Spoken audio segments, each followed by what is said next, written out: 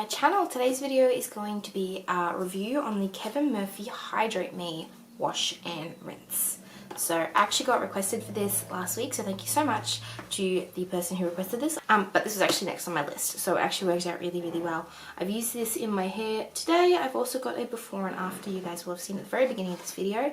But let's talk Kevin Murphy products. Let's talk the wash first. If you guys don't know, Kevin Murphy is a tried and true product in my routine. I use the Repair Me range and have been for years. The Hydrate Me is slightly newer to my routine, however I still absolutely love it, but like I said, it is newer to my routine. If you guys are interested in my review on the Repair Me wash, I'll leave that up here for you guys to go check it out.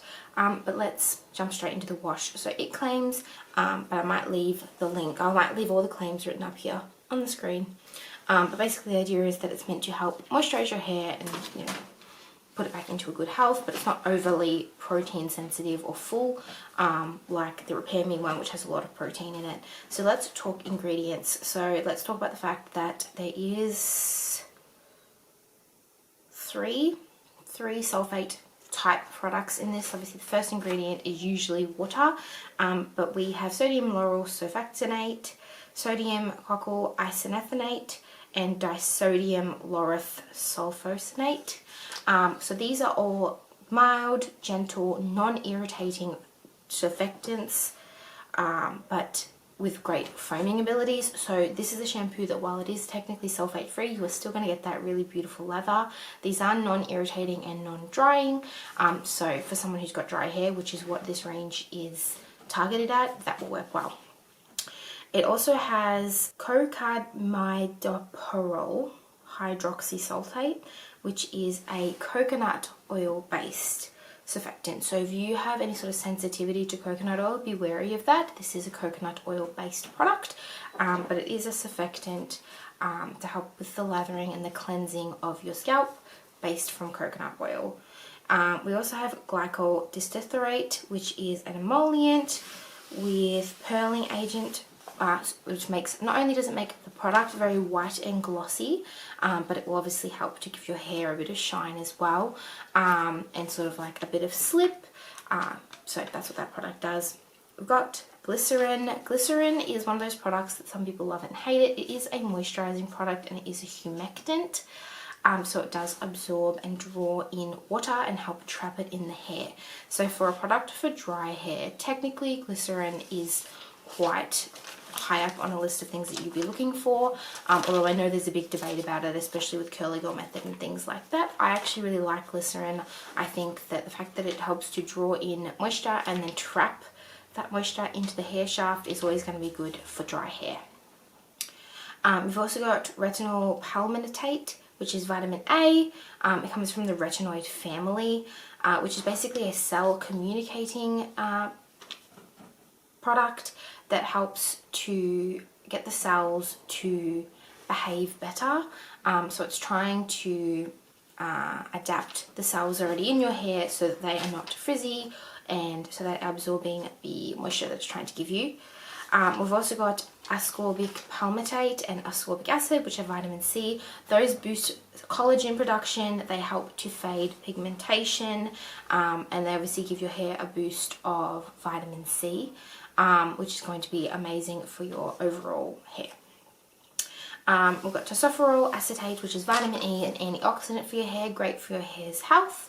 And you've got panthenol, which is a vitamin B5, which is soothing and moisturizing humectant, similar to glycerin in the way that it sucks in all that moisture and traps it in the hair.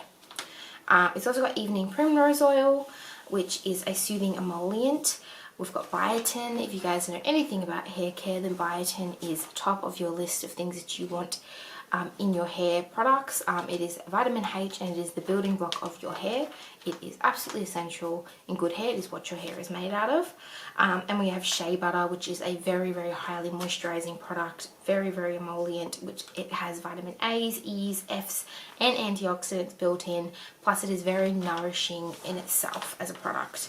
We also have rosehip oil, which is a fatty acid with linoleic acid for soothing and healing your shaft, especially if you've got dry, damaged, heat damaged or color damaged hair, this is a good product to help heal that shaft. We also have jojoba esters. Jojoba oils are always going to be more moisturizing. They're the closest oils to your own sebum, which is what your scalp produces. Fantastic for your overall hair health. We have the Axiom Lapa Root Extract, which is basically that product that they sort of like, it's one of the things marketed, but it is a soothing antioxidant as well.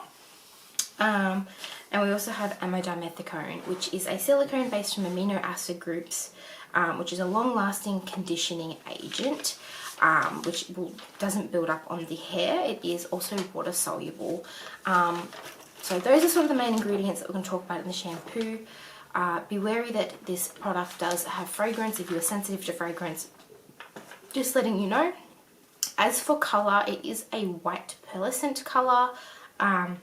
It is very, very thick, as you guys will see in my cutaway, but not to the point. It is quite heavy, so if you guys have very, very fine hair, this is probably not the product for you. I would not recommend it if you have very, very fine hair. I have like average hair texture. It's not super thick, but it's not super fine, and it is fine for me. But if you have very fine, easily weighed down hair, this is probably going to be a little bit too heavy for you. And it does have a very, very florally scent. Like I said, it is fragranced.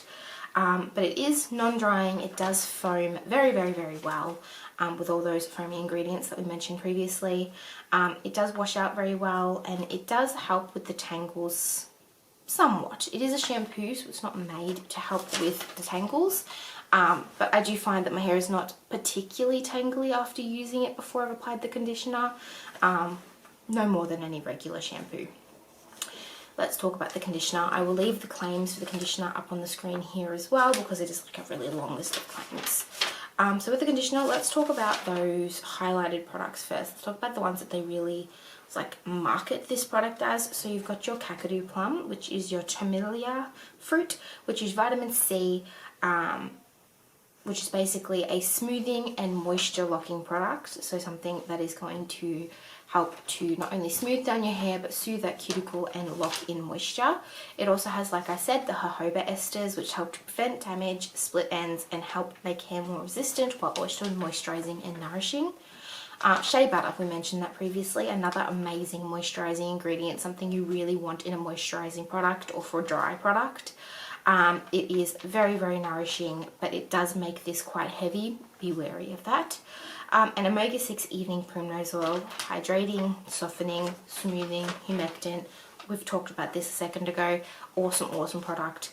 Let's talk about some of those other products that you might not, that are not quite marketed but need to be heard about. So you've got your cetyl and esteryl alcohols. I think I've talked about this in previous videos, but these are non-drying, non-irritating alcohols that are made from fatty alcohols, which basically just help to stop the separation of any liquid and oil products in the shampoo and conditioner. If you know anything a little bit about science, oil and liquid repel, and this helps to stop that separation. We've got biotin, just as we do with the shampoo. We're talking about that vitamin H, those building blocks. Any damage in your hair, it's going to leave pores and gaps in your hair shaft. This biotin will help fill those gaps and to help it to stop being so porous.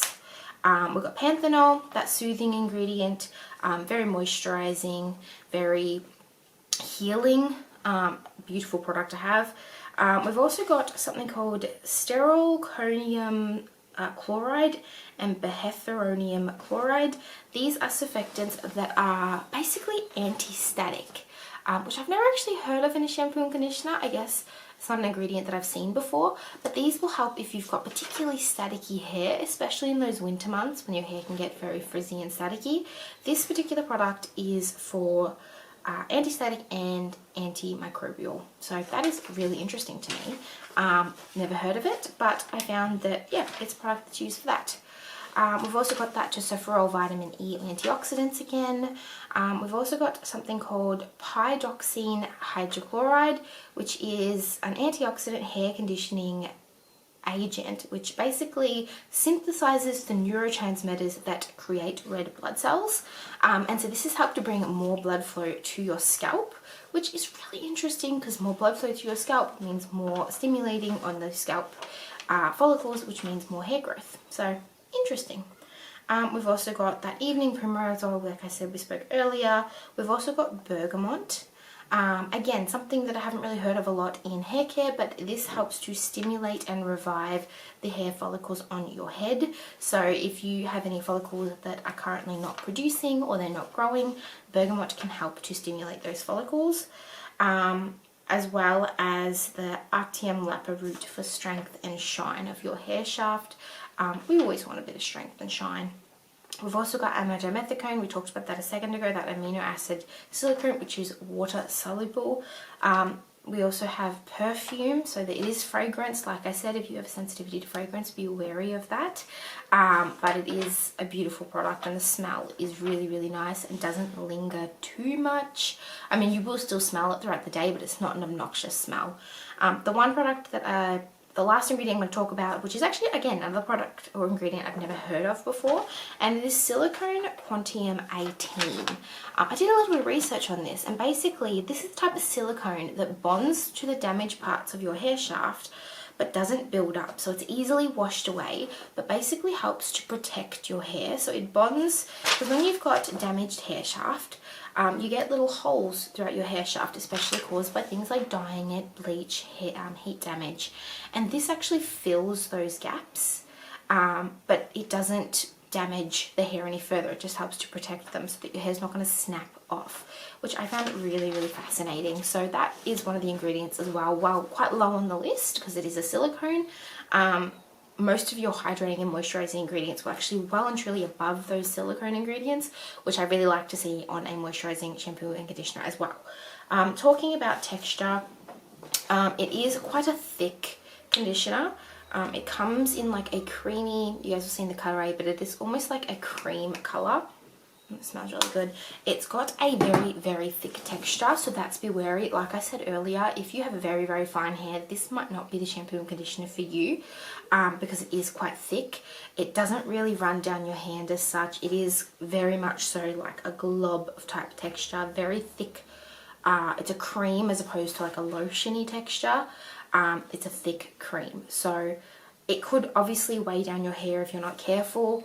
I generally use this shampoo and conditioner when my hair is feeling particularly dry, especially if I've been heat styling it or if I've done a rice water treatment and I need that balance.